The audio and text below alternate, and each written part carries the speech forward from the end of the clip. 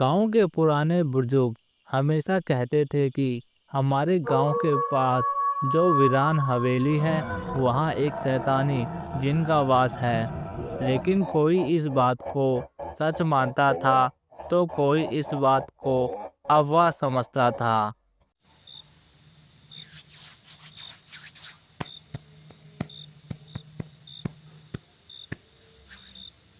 तो प्यारे दोस्तों, ये कहानी है एक शैतानी जिन की।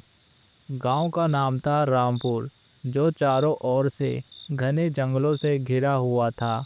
हवेली गांव के बाहर एक सुनसान जगह पर थी। दिन में वहां जाने की हिम्मत कोई नहीं करता था। गांव के कुछ बूढ़े लोग और जवान लोग आपस में बातें कर रहे थे और उस हवेली के बारे में कुछ कह रहे थे।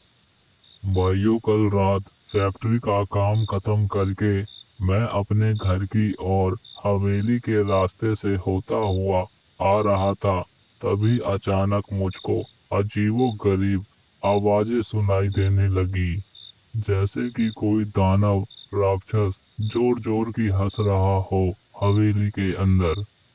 वो आवाज भाइयों इतनी ज्यादा डरावनी थी कि मेरे तो पसीने छूट गए। मेरी हिम्मत नहीं हो रही थी भाइयों कि मैं हवेली के अंदर जाकर देखूं कि ये कौन हंस रहा है।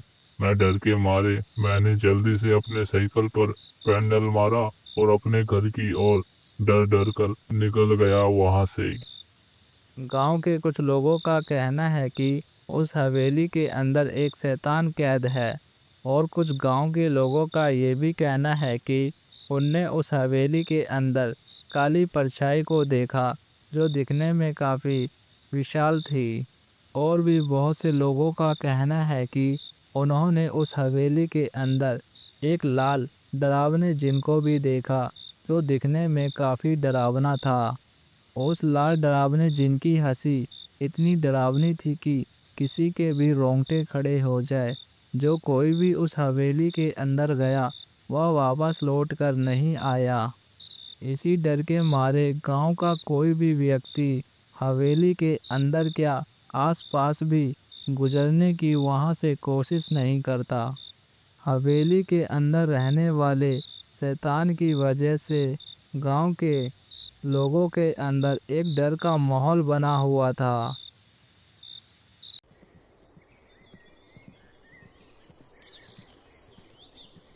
एक दिन गांव में एक युवा आया जिसका नाम था अखिल। अखिल बहुत बहादुर, निडर और नई नई चीजों और रहस्यमय गुत्थियों को सुलझाने में बहुत ही रोचक रखता था।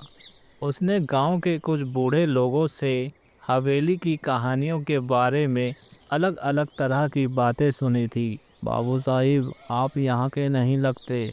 लगता है आप गांव में पहली बार आए हैं। इसीलिए मैं आपके अच्छे के लिए आपको बता दूं, इस गांव में एक पुरानी हवेली है। गलती से भी उस पुरानी हवेली में जाने की कोशिश नहीं करना, नहीं तो मारे जाओगे, क्योंकि उस हवेली में एक शैतान रहता है। बहुत से गांव के लोग कहते हैं बाबू साहिब कि वहाँ एक लाल डरावना शैतानी जिन रहता है, और बहुत से लोग ये भी कहते हैं कि वहाँ पर आत्माओं का वास है। इसीलिए बाबू साहिब, गलती से भी उस हवेली की तरफ भटकने की कोशिश मत करना। अब मैं चलता हूँ बाबू साहिब, अपना ख्याल रखना।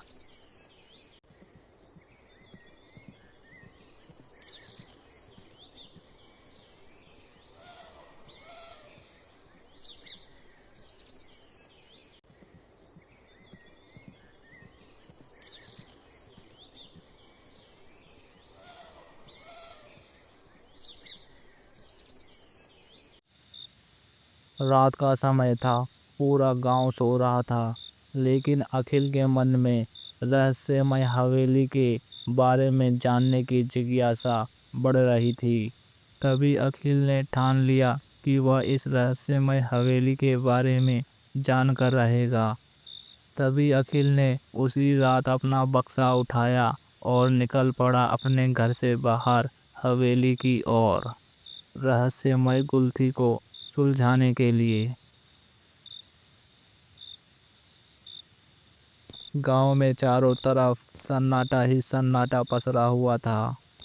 ये सन्नाटा गांव को और भी ज़्यादा डरावना बना रहा था। लेकिन अखिल को इस अंधेरे से डर नहीं लगता, क्योंकि अखिल बहुत ही बहादुर आदमी था। अखिल के मन में सिर्फ पुरानी हवेली के रहस्यमय गुलती को जानने की जिज्ञासा थी। अखिल चलता चलता आखिरकार पहुंच जाता है पुरानी हवेली के पास।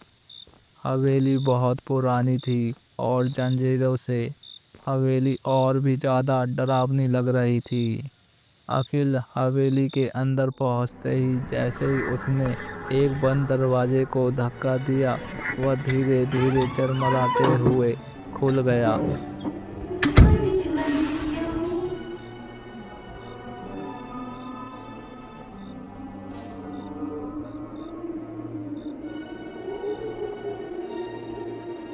अंदर काफी ज्यादा अंधेरा था। अचानक हवा का एक तेज झोंका आया और दरवाजा अपने आप बंद हो गया। अखिल थोड़ा घबराया, लेकिन उसने हिम्मत नहीं हारी। अखिल हिम्मत करके रहस्यमय हवेली के अंदर इधर से उधर घूमने लगा। तभी अचानक अखिल के पीछे से कोई गया। अखिल को महसूस हुआ कि उसके पीछे से कोई गया। अखिल पलटा और देखा कि वहाँ कोई नहीं था। अखिल थोड़ा डर गया, लेकिन अखिल ने फिर भी हिम्मत नहीं हारी और एक बार फिर अखिल आगे बढ़ चला और रहस्यमय हवेली के चारों ओर घूमने लगा और रहस्यमय हवेली को अच्छी तरह से इधर से उधर देखने लगा। अखिल हवेली को चारों ओर से देख ही रहा था कि तभी अचानक किसी के जोर जोर के हंसने की आवाज़ आती है। ये आवाज़ इतनी ज़्यादा डरावनी थी कि अखिल इस आवाज़ को सुनकर काफ़ी ज़्यादा डर गया था। लेकिन अखिल ने हिम्मत करके बोला, तुम कौन हो जो इतनी जोर जोर से हंस रहे हो? मेरे सामने आओ, मुझे पता है तुम वही हो जो लोगों को डराते हो। मेरे सामने आओ, मुझे डर नहीं लगता तुमसे, फिर चाहे तुम कोई भूत प्रेत या कोई शैतान भी हो। मुझको बस इस पुरानी हवेली के बारे में जानना है। लोग तुमसे काफ़ी डरते हैं। इस हवेली के आसपास भी कोई नहीं गुजरता। मुझे देखना है कि तुम कौन हो, मेरे सामने आओ। अखिल के इतना कहते ही तभी अचानक हवा और तेज हो गई। सामने धुएं का एक बड़ा गुब्बारा उठा और उसमें से एक लाल डरावना जिन निकला। जिन देखने में काफ़ी ज़्यादा विशाल और डरावना था। जिनकी लाल आंखें और लंबे लंबे नाखून इतने ज़्यादा डरावने थे कि अखिल डर गया था, लेकिन अखिल ने हिम्मत रखी। तभी लाल डरावने जिन ने बोला, तू यहाँ क्या करने आया है? तुझे पता नहीं, जो यहाँ आता है वह जिंदा नहीं बचता। तूने बहुत बड़ी गलती कर दी इस हवेली में आके। अब मैं तुझे जान से मार डालूंगा। लाल डरावने जिन की बात सुनकर अखिल काफ़ी ज़्यादा डर गया था, लेकिन अखिल ने हिम्मत रखी और अपने बक्से से हवन सामग्री को बाहर निकाला और जलाया और जलाकर कुछ मंत्रों का उच्चारण करने लगा। वैसे तो अखिल का काम भूतों को भगाना था। अखिल के मंत्रों का उच्चारण इतना ज़्यादा शक्तिशाली था कि लाल जिन उस मंत्र को सुनकर काफ़ी ज़्यादा गुस्से में चिल्लाने लगा और चिल्लाकर बोलने लगा, बंद करो इस मंत्र को। चुप हो जाओ। मैं कहता हूँ इंसान, चुप हो जाओ, नहीं तो मैं तुझे जान से मार डालूंगा। चुप हो जाओ। नहीं नहीं, बंद कर दो ये आवाज। बंद करो इस मंत्र को, मुझसे और बर्दाश्त नहीं होता। लाल डरावना जिन काफ़ी ज़्यादा जोर जोर से चीख चीख कर चिल्ला रहा था और काफ़ी ज़्यादा गुस्से में था। लेकिन अखिल लाल डरावने जिन से डरता नहीं है और अपने जादुई मंत्रों का उच्चारण करता रहता है और अखिल लगातार मंत्रों को पढ़ता रहा। धीरे धीरे लाल जिन की शक्ति कमजोर होने लगी और तभी लाल डरावना जिन कराते हुए बोला, हे इंसान, मैं 100 साल से इस हवेली में कैद हूँ। अगर तू मुझे आजाद कर देगा तो मैं तुझे कोई नुकसान नहीं पहुँचाऊंगा। लाल डरावने जिन की बात सुनकर तभी अखिल एक पल के लिए रुक गया। अखिल को अब समझ नहीं आ रहा था कि वह क्या करे, लेकिन तभी अखिल को याद आया कि अखिल के गुरु ने अखिल को बताया था कि किसी शैतानी जिन को आज़ाद कर दिया जाएगा तो वह और भी ज़्यादा खतरनाक हो सकता है। यही सोचकर अखिल अपने मंत्रों का उपचार फिर से पढ़ना शुरू कर देता है। ओम ओम भट भट भट ओम नमः शिवाय भट भल बुल्दा बुंदा भूत भगा जा ओम क्लीं प्रणाम। लाल डरावने जिन ने अंतिम बार चीखें मारी और एक तेज विस्फोटक के साथ वह वहां से गायब हो गया। पुरानी हवेली अचानक से ही शांत हो गई और तभी अखिल ने चैन की सांस ली और तेजी से वहां से निकलकर गांव की ओर भागा।